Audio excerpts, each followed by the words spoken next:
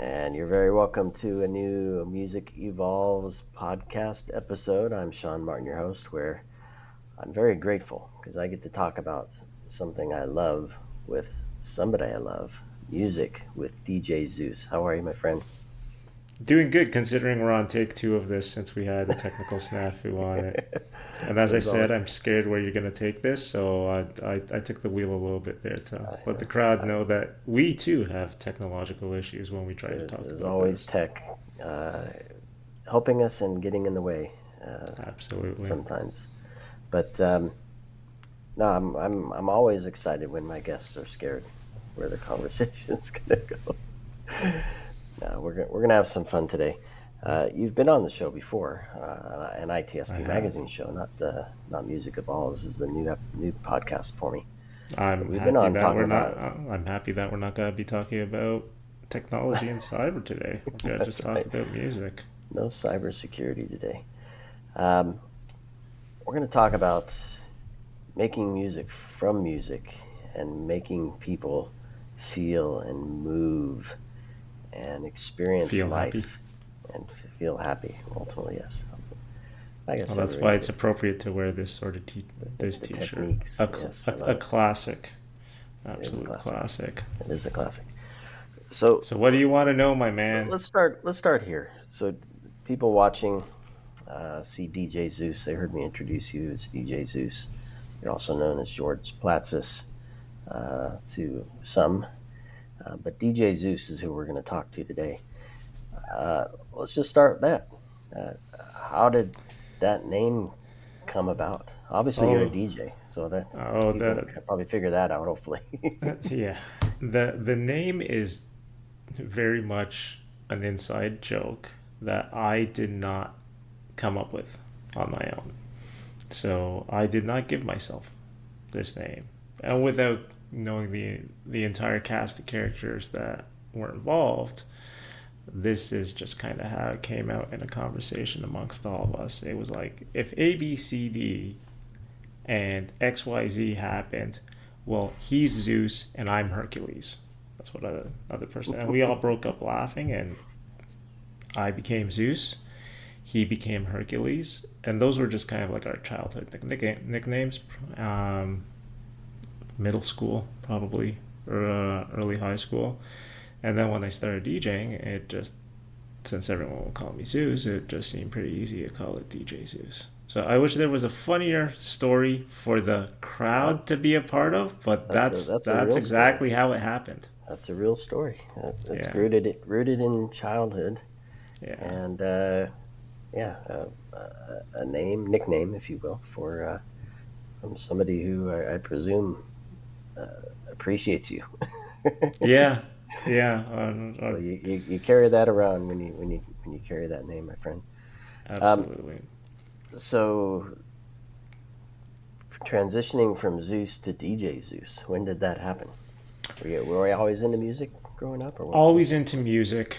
I grew up as a classic rock person, Stones, who loved guitar, so like Stevie Ray and Clapton. Uh, Originally from Toronto, and for all the Toronto folks out there, they probably know Q107. So I would listen to Q107 as a kid. On Sundays, they had a big classic rock show, and I would pretend to be the MC DJ every once in a while. I had a family had an old little Zenith boombox, and I would record tapes like that. So yes, music was always in my and our lives.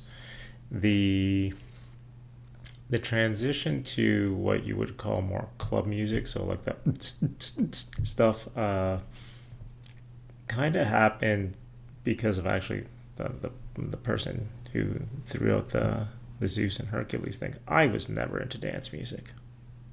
Didn't care for it one bit. And he got me into it. And the more I listened to it, I appreciated it. So like, I guess by our standards today, it would have been called Euro dance. So think about like Real McCoy, First Base. Oh geez, songs like Majorca, those were like in the late 90s by like Loft, uh, Culture Beat. But when I started researching a lot of these songs, because I was starting to get into it, I noticed, I go saying, some of these got like kind of a disco groove to them. Hmm. And lo and behold, you do some research of this thing, is, it's all from samples. And then you start seeing like, hey, these songs come from like Sister Sledge, or there's a great 2 disc set that I like. It's called Disco Fever. It's got 40 songs on there. It's got some of the best uh, uh, popular disco tracks out there. And you just see so many of the new songs being in the 90s were either redone or they were sampled. I'm sure a lot of your listeners have stumbled on this site. I think it's called Sample This, and you can just drop a song in there, or you could research a song and it tells you like where all the other different samples are from. And that was a really cool time for dance music, because we don't have the DAWs and the technology that we have right now. So people were actually using like good old fashioned samplers and chopping up beats. So you weren't going to get a straight 128 BPM that you wanted. It was going to be a little bit choppy and loopy.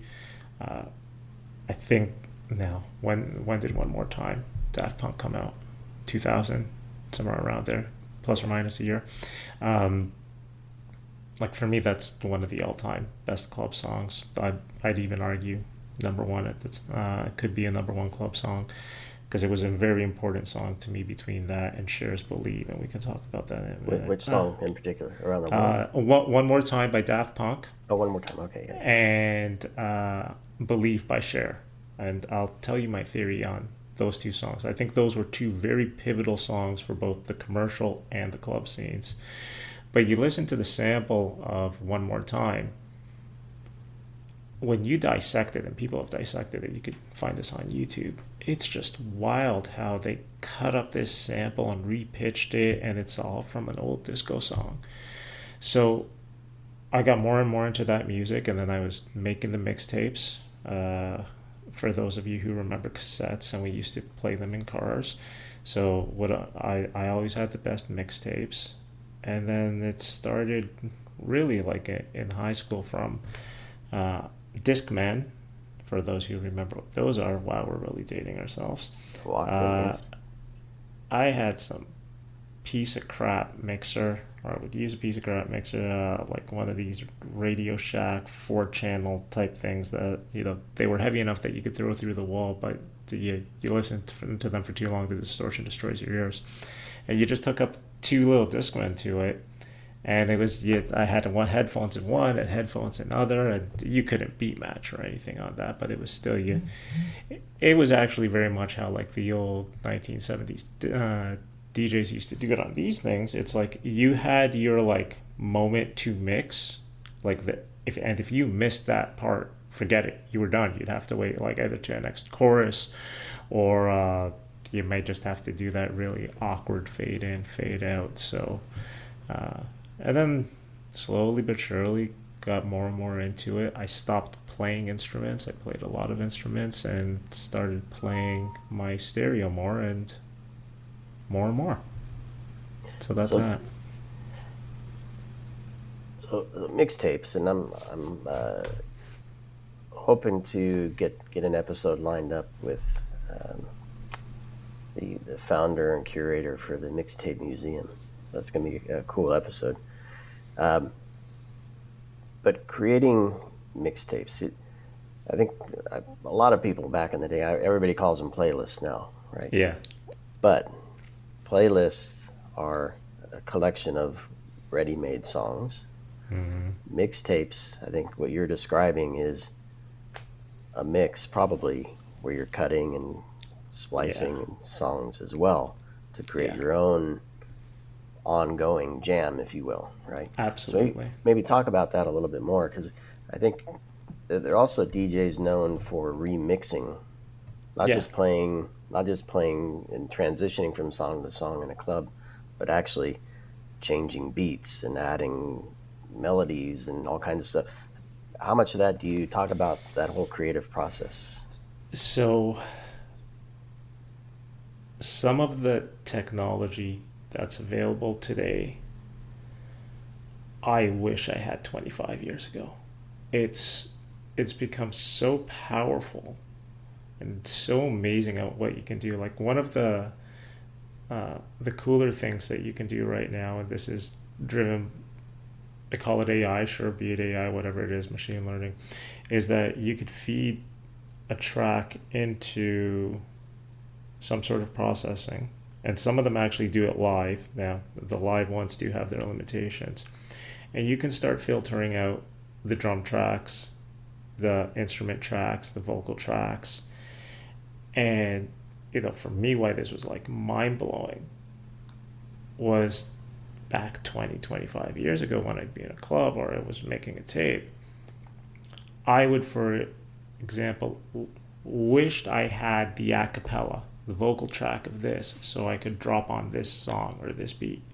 A cappellas were incredibly difficult to find back then. You'd have to get like an import vinyl, and this is assuming they even existed, and they didn't even exist. Otherwise, your only real option was you take the existing track that's got its beats and it's got its music, and you got to manipulate your EQs to filter out and leave just enough of the track, and then you drop it on whatever else is playing. The challenge with that is, again, technology didn't exist. Now you can retune stuff on the fly. I was just messing around with Ableton. This is an old feature, but I had never used it until recently. Meaning if you're changing the speed and tempo, it changes the... Okay, so yeah, here was the old thing. Again, if we're using these guys right here, the Tech 12s, you could speed it up, but you speed up too much or you slow down too much, you get either the Mickey Mouse voice, the squeak, or you get that big groany thing when like your Walkman runs out of batteries and everything's playing slow. So you had to keep that in mind right now. Back then, excuse me. Right now, though, and it's been around at least 10 years, 15 maybe in some cases, but it's gotten so good right now. You can maintain tempo and change pitch, or change pitch and maintain tempo. You can do that independently right now. So something that I've loved to do with the mixes that I've been making for at least the last 10, 15 years, and I do this mostly in Ableton right now, is beat mixing's pretty easy. Now, I don't think there's many people out there, unless they're true like turntablists, that still beat mix by ear.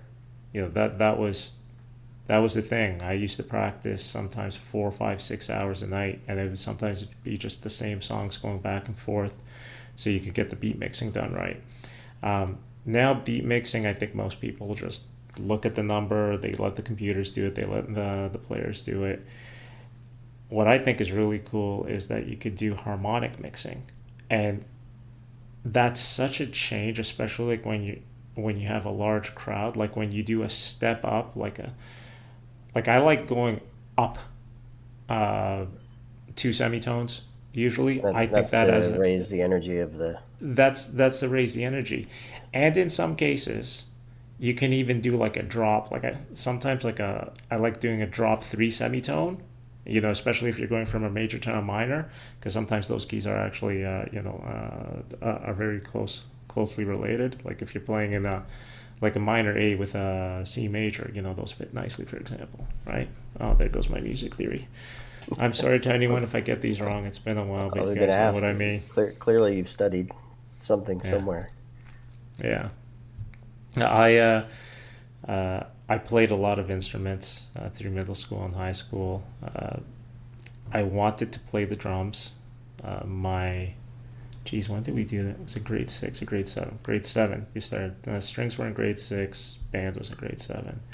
So I wanted to do band, and I wanted to play drums. And my music teacher, very kind man, not going to name him, loved by many, just not, people can figure it out at some point if they dig into history. I remember the three people that auditioned for drums. I did not make it. He was like, kid, you can't play drums, man. It's not for you.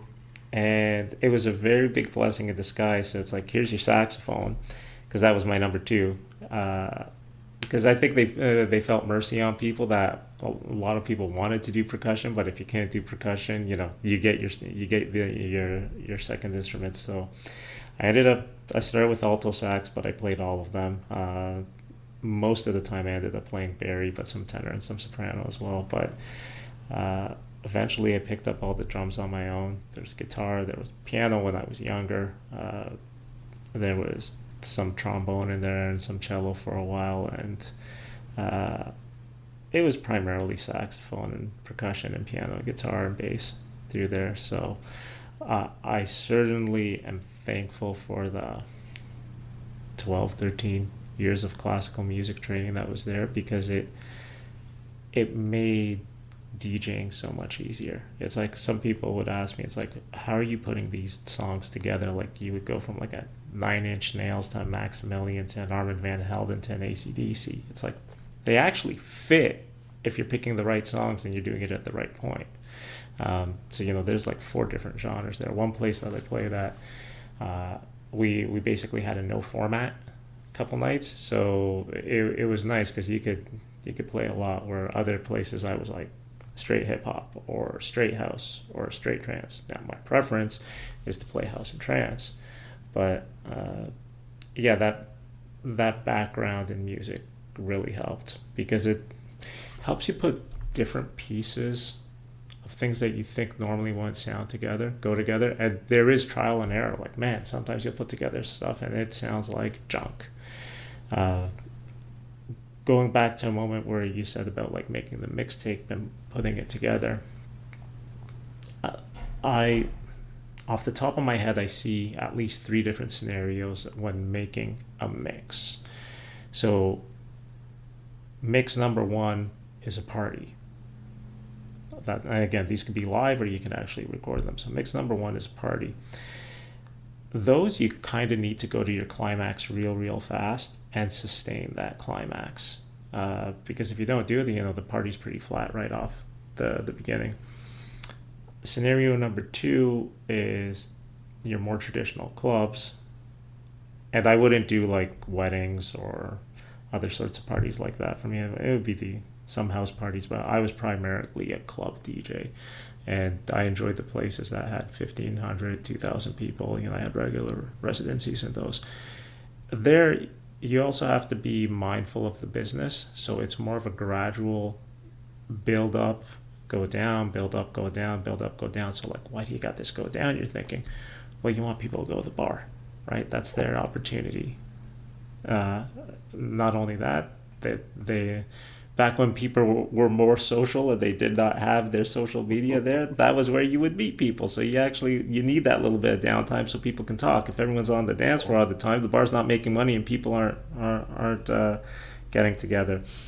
And then you really want to like end towards a climax, and then you kind of have a cliff drop when you want people to leave the club and go home.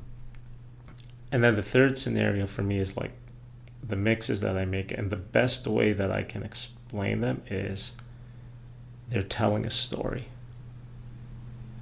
Tell me more.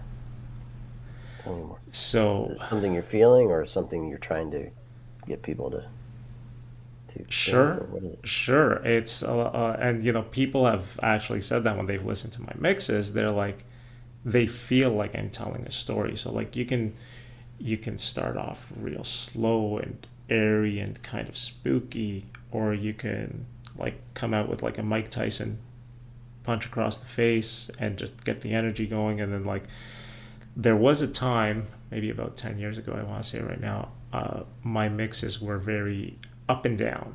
Like they would take you on a bit of a high, then they'd kind of bring you back down, and then they'd send you right back up. There would be interludes in the middle. So like sometimes I was using like movie soundtracks in there, because the word soundtrack was in my mind. Are you maybe not a soundtrack to play with some visual, but a soundtrack for the moment. Do you picture it like that, or is it different? Um, rephrase the question a little bit because I'm not When exactly you're sure what when you're you're asking. putting this together, I Mm. was thinking soundtrack for the moment, not Ah, a soundtrack for a movie, but ah, this a soundtrack, a y- story soundtrack yes, for the moment. yeah. It's very much for the moment in most cases. Uh, like, is it sometimes driven by mood? Yeah. I'm gonna tell you. Sometimes I've sat down to do a mix. I feel like I'm ready to do a mix, and I'm like, man, it's just not happening. And other times I throw one together, and it's real easy. And it's the way that I've been doing mixes right now because I kind of know that they're gonna be out there for eternity for the little small fan club that exists. Um,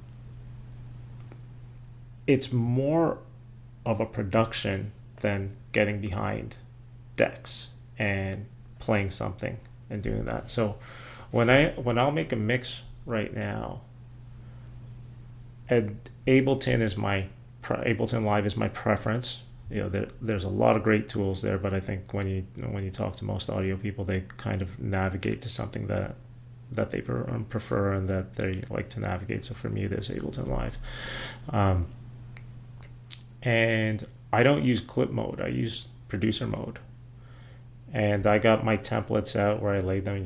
It's normally two tracks going on, but there's sometimes that like I'll be using like cymbal effects or I'll be using different samples, different drums. Sometimes I'll have like 8 different tracks going on I was going for to ask one that. short Do you moment. supplement tracks Yeah, with other sounds? Yeah. absolutely, absolutely. Uh, I love using cymbals. I love using sort of bass drops and all that because they're nice for transitions. Uh, a lot of the music that's been made, I want to say, in the last 15 years, 20 years, and my emphasis on club music, I gotta say, is like from 1995 to 2005. Like for me that, and if you narrow that even more from like 97 to 2003, I think those were like the peak years for club music because you see a lot of the stuff that's being made today is mimicking or outright covering that stuff. Uh, you could make pretty good transitions. Like for example, when I was at a club, I wouldn't be bringing in cymbals. I wouldn't be bringing in bass drops or wobbly sounds or anything like that. That one was just straight up using the knobs, and that was before you had your like one knob that you could just filter everything out. The there were a couple of mixers at the time that I think like really revolutionized club music, and then you started to see that in like mixtapes or productions or mix CDs, commercial ones. So like there was the Vestex PMC 55, if I remember that one. The Pioneer DJM 500 was great, but like the absolute like game changer at the time was for me was the DJM 800. Allen and Heath had their Zone 92, and then there was another mixer that was fantastic but didn't have the level of control was the MP 22, I believe it was, the Reigns. Like you really noticed how good these mixers were from a sound quality. And I'm going off on a little bit of a tangent right here. Right? Clubs would spend a lot of money on their sound systems, but then they'd think to go cheap on the mixer, which I always said was a catastrophic mistake because you have if you have a good mixer, and when I mean good mixer, I'm not talking just about the gadgetry on it, like it sounds good, it's a clean sound. That gets amplified throughout the rest of the sound system. Now, if you have a great sound system, but what I would call a noisy mixer, which means distortion, and I had played in clubs like this, is you're amplifying the distortion. And Makes people I tired. it makes you so like there were a few places that I played at like every single night I would walk out with a headache because you had this underlying distortion that's just just going, and you're not hearing it because like there's 120 decibels like thumping your chest. But there were other clubs, and I don't mind saying this because this has actually been documented. A club in Toronto called The Government, and that's spelled with GUV.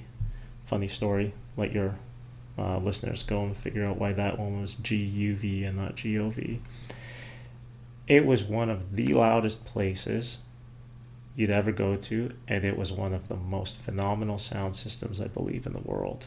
And as loud as it was there, you never came out with a headache after.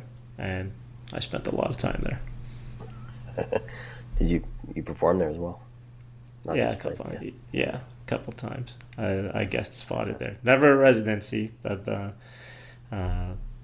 props to Mark Oliver for running that place for almost 20 years.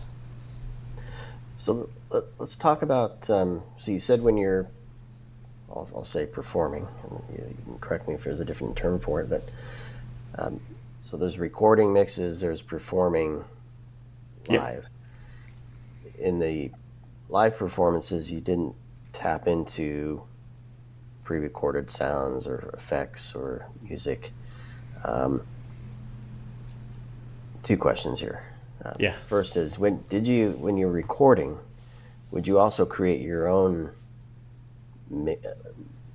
elements like keyboard drones or beats or I just use a sample of a splash or a crash, but create your own in the way that you wanted to hear it, or keyboard in the way you wanted to hear something. Yeah, and for those listening right now, Sean is not doing an effect on his microphone. His microphone probably fell again. So,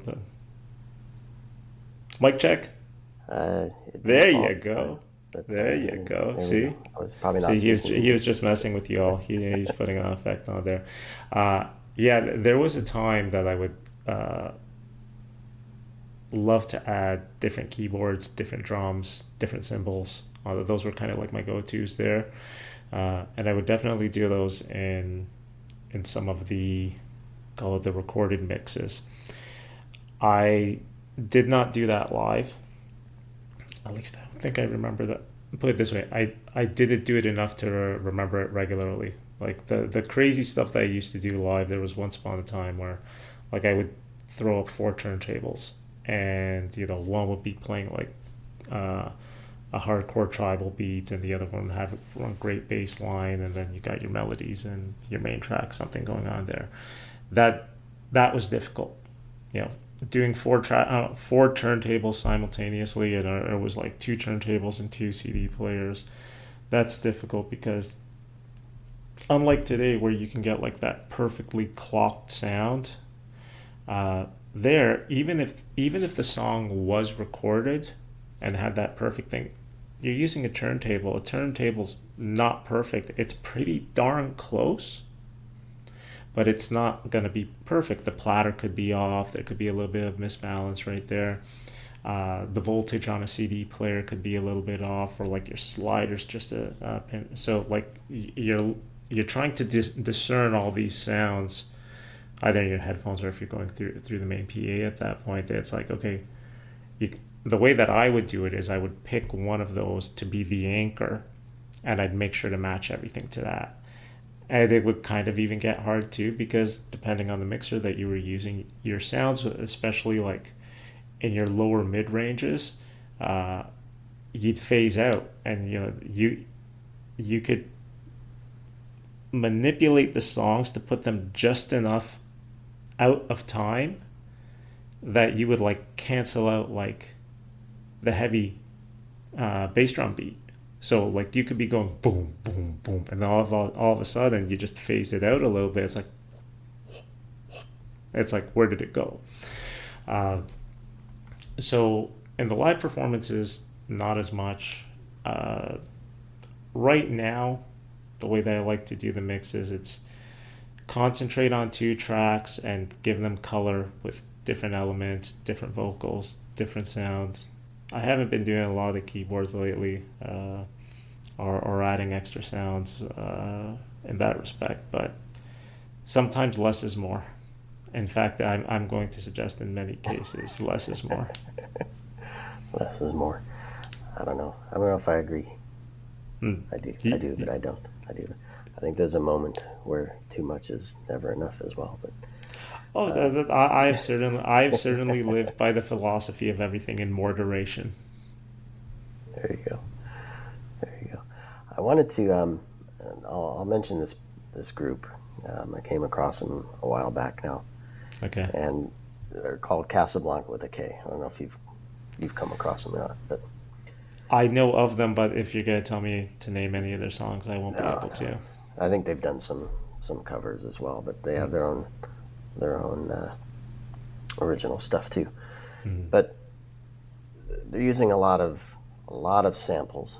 Mm-hmm. And it's two guys with a bunch of gear, drum pads and keyboards and turntables and who knows what else is in their looping machine. I mean, since that's all in there, I'm sure. Right.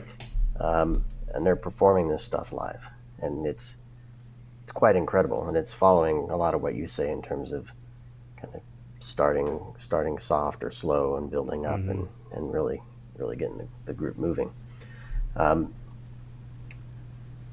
Because some of the things you're talking about, where if one thing's off just a little bit, you'll hear it, and it might just be off. But as you go, it's going to get further away. Yeah. Some things will get further away, and then it becomes a mess. So I'm thinking that there must be, and hopefully or somebody else will tell me that because you can sync synthesizers with clocks and things like that. I would Mm-hmm. imagine where the old turntables you couldn't sync. A lot of the The technology sync was you right can. up The sync here. was in your ear. So, assuming that all exists, my question to you is, with the technology, does that? I don't know. I forgot how to ask the question.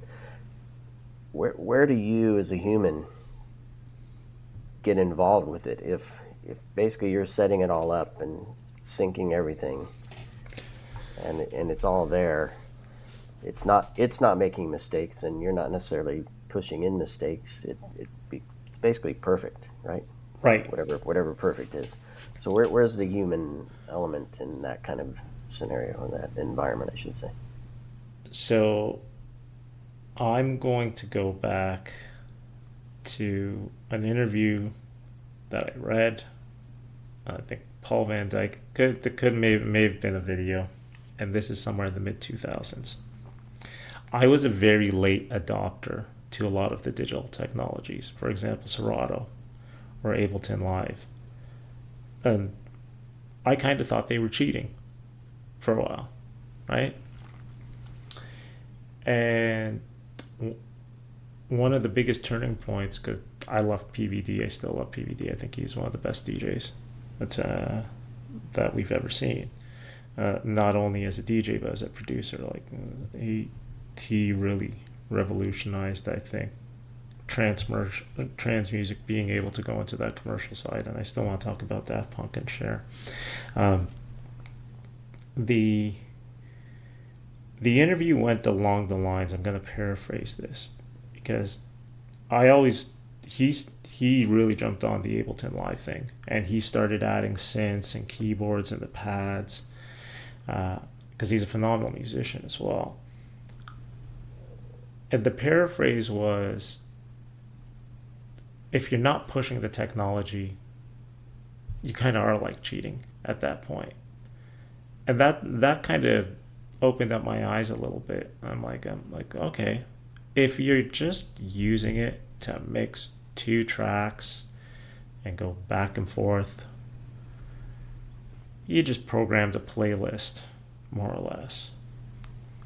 But if you're pushing the technology, for example, changing pitches, doing harmonic mixing, adding in different samples, adding in different loops, like sometimes like I'll like to stretch out a sound or do like very, very quick chops that like incredibly difficult to do manually. If you're pushing the technology, then I still think you keep that human touch. But if you're just going one song to the other, you're making a playlist. There we go. We'll push that out there and piss a lot of people off. Yeah. I struggle with this as well, and I mean, in the few episodes that I've recorded for the show, it's come up quite a bit in terms of human interaction with technology. When is it cheating, if you want to use that word? when is it? When is it no longer Can I music? add to that? Sorry, I'm going to cut you off please, for a second. Can I add because there was something that really revolutionized, I think, the DJing space, and that because it was because of technology, and how if you rely too much on the technology and you lose that human touch, you don't have that vibe. It was MP3s, because prior to MP3s, a DJ had to make an investment, had to go out buy CDs, had to go out and buy records. So you had a library. I was part of a record pool and I dropped a lot of cash on it. So it was an investment for me. So part of my skill, or what I brought to the table, was that I had the library, I had the tangible asset. When MP3s came out, everyone started to have the assets. But did everyone become a good DJ? No. In fact, it produced a lot of crappy DJs, and I have no problem saying that, because having the tools and knowing how to use the tools are two very, very different things. And I'm going to be as polite as possible, even though at least 20 years have passed since this happened. I remember DJing at one of the larger clubs, like in Toronto. Manager was kind of giving me grief about some of the music that I was playing, and saying, well, why don't you play this song right now? I'm like, this song doesn't go right now. You're not reading the crowd. And it was a very big song at the time. And said manager was like, no, I think you should play this song right now. I'm like, drop the CD, hit play. It's like Moses showed up, dance floor. Just, and you saw the embarrassment on the manager's face, and they couldn't explain it. And I was just like, please get out of my DJ booth. This is why you pay me. You could play the exact same song at two different points in the night and have totally different reactions. There are such a variety of factors that, like, what's the crowd like? How do they feel? How much alcohol have they had? What's the weather like outside? All these live performances. St. Patrick's Day. So my third most hated night to DJ, behind New Year's and Halloween. Surprised it's not the top. I guess I can see. No. New Year's takes the cake. You get all the special creatures coming out on New Year's. That's reading the crowd, and I saw a lot of that happening when MP3s were going out. People had the assets; they were playing the songs, but they weren't reading the crowd. And one of my most important learning lessons on the DJ side, it's me and a couple of the boys, we got together, we promoted a party, we rented out a hotel ballroom, and we got a lot of people there, put on a nice light show, a nice sound system. And Sean, man, the party was flat. It didn't go anywhere. And I was real angry. And this was the turning point for me. It was the next morning. I said, but I played good music. And it hit me right when I said that to myself. I played good music for me. I didn't play good music for the crowd. And that's when until you establish yourself as a brand, here's the business side, and people know, for example, the Zeus sound, and they'll trust whatever I play, I have to get them on board. I have to establish that trust with the crowd that, like, okay, he's playing stuff we like, we'll react to it. And that's kind of where, like, when I wanted to try out new songs, for example, that I thought were good songs and hadn't hit the market yet, because I would buy a lot of imports. and I would follow the European charts because on the dance floor side, a lot of the stuff was coming out earlier in Europe. I would bookend a new song with two popular songs in the moment, because I saw this was a two ways to win, no way to lose situation. If they like the song, I know that's a hot song and I keep it and I put it in rotation. That's win number one. If they don't like the song, they go to the bar, they reload their drinks, or they talk to someone. So that's my natural dip right there. So that's the second win right there.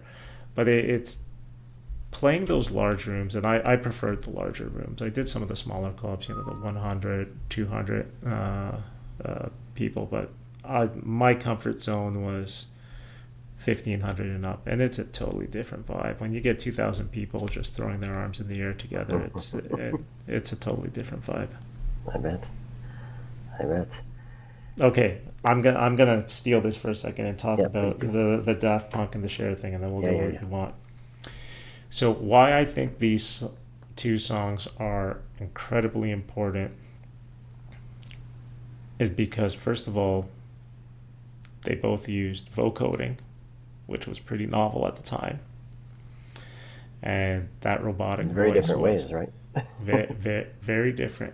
But from a commercial standpoint, One More Time demonstrated that a dance club song could be a commercial success, and Cher's Believe demonstrated that a commercial song could become a club success. Those songs crossed over, and I think if it wasn't for those two songs, we wouldn't have had that like dance club to commercial top 40 crossover that we experienced during that time. It was okay to cross over because of those songs. And did you do that? No. No, I will say that as far as I know, I was the second person in Toronto to play One More Time, because I was tracking down this song. I know only of one other person in Toronto that played it before me, but I only know what I know. There could have been other people that played it before me. That I've played that song to death, and I think it's rightly deserved to be played to. You got One More Time by Daft Punk. You got Delirium Silence, the DJ Tiesto In Search of Sunrise mix. Like you just hear like the opening beat of that, and it's like a 10-minute mix, and that's got to be a top 10 club song. Also, there's a couple out there, but I don't think you can talk about top club music if you don't get those two songs in there. There you go. We're coming up on time here. Fine, get rid of me. I've babbled too much. People just want to listen to music. No. Of course, that's why we're here.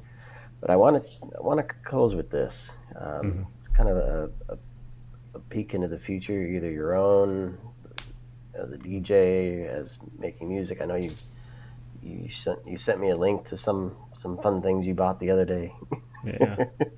Or the future of DJing and technology's role there, and any of that to kind of wrap us up. If I had a magic wand and I could go back to DJing for large crowds and with turntables, I'd even do turntables. Yeah. Oh, well, one of the new Pioneer turntables, because the Tech 12s, they got reissued again, but the new Pioneer ones, they're so cool, at least from what I've seen, because you can control Serato off them with like a real 12-inch, but they also have the tone arm, so you can drop a piece of vinyl on there too and just do a switch, and they got controls. It's like, I'd love to get my hands on those. I think the technology is just gonna keep on getting wilder and wilder, which means there's going to be more people that are going to be able to become quote-unquote DJs, and they'll make fancy playlists, kind of like how AI is fancy machine learning nowadays. Oops, I said that out loud, my bad. So I think the technology's going to definitely allow more people to get involved. I still think there is an art and an ear to that. Like I mentioned that story about the club, you dropping the same song or dropping that one song at the wrong time and it just clears the floor. Uh, you got to feel like you're a part of the crowd at that point. You can't feel like you're playing for yourself. Uh, the Let me mix ask is you that, this. Let me ask you yeah. this. Certainly, we get fed playlists, or we we pick a station and we're fed Hmm. stuff that it thinks we want to hear. Kind of like a DJ. Maybe it doesn't read the room. That's my question. Is there something that could read the room and know what the right order of things do you think will end up there? The muzak of DJs, God. Uh, which there was a we can go show. deep into a conversation of, and then we'll want to go back to Yeah, the Tech 12s and the vinyl because the other stuff sucks, or there was maybe a it won't show eventually. Anyway, your thoughts. on much music up in Canada, the MTV of Canada. It used to be called Clip Trip, and it would play songs from different parts of the world. Like it wasn't your regular rotation type stuff that you'd see on MTV or Much Music. And the show was, at least I would watch it when I come home from clubbing because it was on like at 3, 4 o'clock in the morning. I absolutely adored that show because it's music I would otherwise never be exposed to, and I found so many great songs that I either incorporated in mixes or just listened to myself. When you take away that element of surprise, you're just listening to the same. I think that's why music today sounds so similar. Where's the where's Pete Townsend going braying on "Won't Get Fooled Right? Again"? Like like you just hear that, which I do think is probably the best power chord A in rock music, and the best D chord in rock music is all down the line near the end with the Rolling Stones. Um, you you can't make it that mechanical, and if the AI is reading the crowd, as you say, if I understood your question correctly, Yes. is it reading the crowd or is it reading like an echo of what they've already been programmed by previous AI? Exactly. I don't know the answer. I, I do know I two got things. Like I I, gotta I tell you, I would DJ some nights and I would go totally out in left field. Like I yeah. remember one of the most hilarious parties. I say it's hilarious now, but it was like 2 o'clock. Club was going. Uh, we'll leave the reasons why I felt like doing this, but I said, screw it. I'm playing Greek music tonight, right now. This is a club in Toronto, Yonge and Eglinton. And I started playing Greek music, and the crowd loved it. There you Would go. AI have ever decided to do that? I'm probably going to say no. Yep. Probably not. Probably You not. got to feel the room, man. You got to feel the room. Exactly. Exactly. And yourself, and they feel you too. So I'm sure part of it was how you carried them throughout the evening Oh, that yeah. allowed that to work. So two things. One, I love discovering new music. So I'm grateful for, we'll call it Mm. AI or whatever, to present things to me. I'm Yeah. prompting a lot of times for something, but I'll look for the random in the response, and that's Right. what I'll latch onto. And speaking of random, somebody told me the other Mm. night that evidently the jukebox The is now jukebox. digital and remote. So you don't typically, you'd go in and you put a quarter in and you play a song or 10 or whatever Mm-hmm. sitting in a place. Now you can do that with your app, Okay. and you can do that without being in the place. So somebody was telling me they're sending Chappell Roan I could see how to that could the turn into a VA meme club in joke real Texas or something. fast. uh, Talk about random, Yeah. right? You're fed something by somebody, but who knows? Maybe maybe they like it. You never know. Maybe they do. So I'm going to say spontaneous, random, be creative, read Absolutely. the room. Absolutely. DJ Zeus, you're amazing, man. Thanks, my man. Appreciate you taking the time to share a bit of your journey and experiences and well, if I ever get back into doing it full time, and that's the thing, I will be coming to you to help blast that propaganda.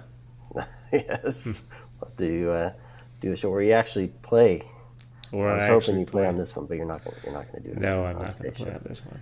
Yeah. But perhaps there's a way folks can find you, and if there is, then we'll put that in the show notes where they can. DJZeus.com, and then navigate what you need to navigate, and they can reach out to me through there. Fantastic. All right, George, I'll call you now. You're a great guest. Appreciate you taking the time, my friend. Everybody listening, watching. I appreciate it. Thanks for joining us today, and please stay tuned. Listen to music, create music, and enjoy it. And we'll see you all in the next Music Evolves.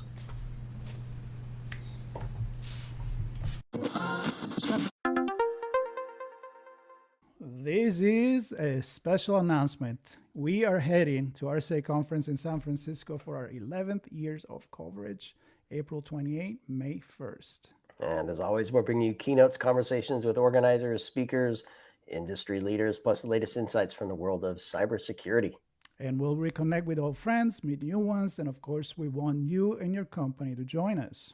We have a few spots left for full sponsorship and our on-location briefings. You can book yours now at itspmagazine.com/RSAC. We're going. And you're coming with us.